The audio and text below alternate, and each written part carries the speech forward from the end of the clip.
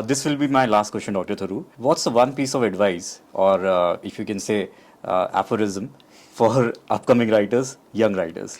I don't think there's an aphorism in my book for young writers, but I would say that the best way to learn how to write is to do it. Keep writing. Okay. Write for an audience, write for a reader, before you come to a position where you can feel you can submit the writing to an editor or a publisher. Because the art of writing, I believe, cannot really be taught.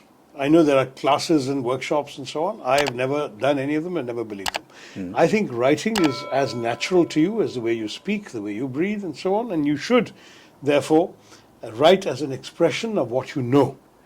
And if you are prepared to sit down, it's often very lonely work. Turn off the TV and the mobile phone, concentrate on either your page or your screen, and write down what it is that you want to say.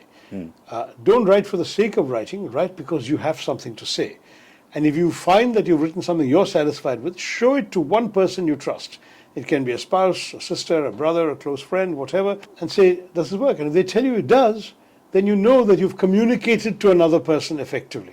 If they say, I don't really get what you mean, what does this mean? Is that in the right place? What does this, whatever it is, if there's lack of clarity, then you know you've got to go back and try again. But writing, and then frankly, when you publish, the game is not over, because then people will read it in a magazine or read it in a book, and they'll come back to you and say, I like that, or I didn't like that. And then from that you will learn. So it's often very much something that you have to keep on working at and keep on polishing. It's not a craft that you can just sit in a course and master, or get autocorrect and word spelling check to help you with. You really need to have your own thoughts, your own ideas, and you express them in the way that you believe is right. I think that's a great piece of wisdom.